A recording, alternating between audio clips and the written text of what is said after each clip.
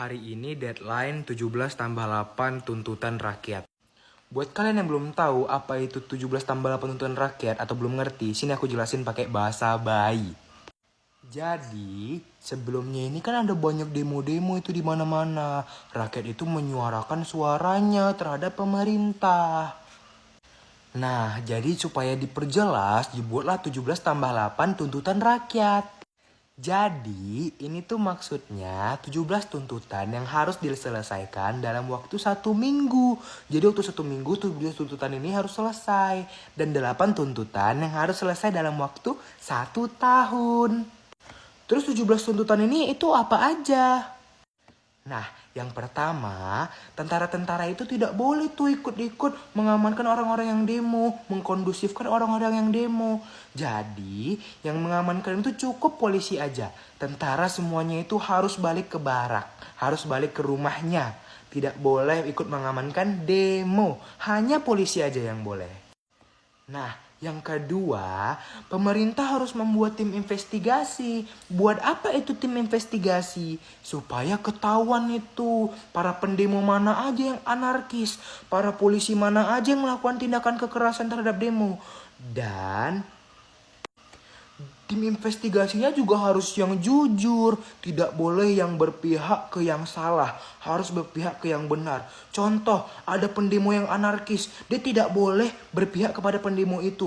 Ada polisi yang melakukan tindak kekerasan terhadap pendemo, dia tidak boleh berpihak kepada polisi itu. Dia harus di tengah-tengah berpihak kepada yang jujur. Kalau dia bohong, dia bakal masuk neraka.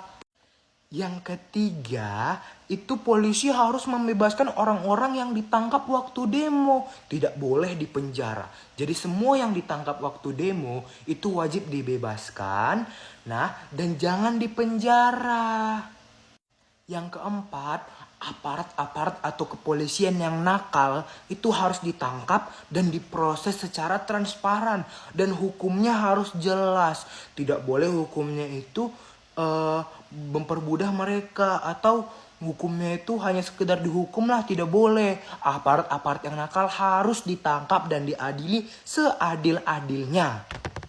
Yang kelima, stop polisi galak. Polisi-polisi tidak boleh melakukan kekerasan lagi. Polisi-polisi tidak boleh melakukan tindakan kekerasan apapun.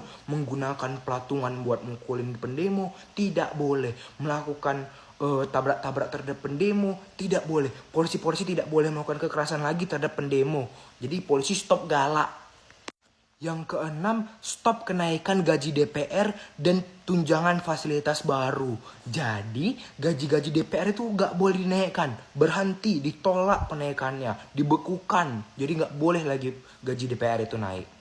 Dan gaji-gaji mereka itu harus di-spill secara transparan dan dilaporkan terus-menerus. Misalnya bulan ini dilaporkan gaji DPR ini itu gajinya 9 juta. Bulan depan gajinya 9 juta lagi. Jadi harus dipublikasikan terus secara transparan gajinya. Yang ketujuh, pemerintah harus periksa harta DPR. Kalau misalnya ada harta DPR yang mencurigakan, kalau misalnya ada harta DPR yang kelihatan curang, pemerintah harus ambil tindakan tegas dengan masukin ke penjara dan diselidiki langsung oleh pihak Komisi Pemberantas Korupsi. Yang kedelapan, anggota DPR tidak boleh semena-mena terhadap rakyat. Jadi gak boleh seenak-enaknya ngomong sama rakyat, bilangin kata-kata kasar terhadap rakyat. Kan itu salah, itu berdosa, tidak boleh. Yang kesembilan, partai politik harus ngebuang anggota-anggota yang nakal. Anggota-anggota yang nakal tuh harus dibuang, di-kick, diusir. Tidak boleh lagi dalam anggota partai politik kalau anggota-anggotanya yang nakal. Yang ke-10, partai politik tuh harus komitmen terhadap rakyat. Harus berpihak terhadap rakyat di tengah-tengah krisis. Tidak boleh berpihak kepada pejabat. Jadi dia harus mendukung rakyat di era-era krisis. Tidak boleh berpihak kepada pejabat. No. Yang ke-11, anggota-anggota DPR tuh harus turun ke jalan. Misalnya Kalau misalnya ada mahasiswa yang menyuarakan aspirasi, itu anggota DPR itu harus turun dan mendengarkan, bukan duduk manis di dalam dengan melihat orang-orang yang sedang demo di luar. Tidak boleh. Anggota DPR misalnya ada demo, harus mendengarkan. Oh, jadi seperti itu ya, Pak ya. Jadi tidak seperti itu ya aspirasinya. Baik, kami akan lanjutkan dengan rapat seterusnya. Harus seperti itu, tidak boleh diem aja. Intinya mahasiswa harus didengarkan. Yang ke-12 harus ditertibkan disiplin internal. Jadi harus jelas ini. Yang mana tugas polisi, yang mana tugas TNI. Jadi tidak supaya TNI tidak mengambil alih tugas-tugas polisi Indonesia. Yang ke-13, para tentara tidak boleh lagi memasuki ruangan-ruangan sipil. Tidak boleh lagi mengganggu rakyat-rakyat kecil selama krisis demokrasi. Yang ke-14, semua pekerja, semua orang-orang yang kerja, ayah ibu kita yang kerja, abang-abang kakak kita yang kerja, itu harus dapat upah yang layak supaya mereka bisa beliin kita susu dan jajanan. Yang ke-15, no lagi PHK massal. Kasian kan ibu-ibu kita yang kerja itu nangis-nangis susah. Soalnya nggak dapat pekerjaan lagi, di PHK-nya massal. Tidak boleh lagi ada PHK massal.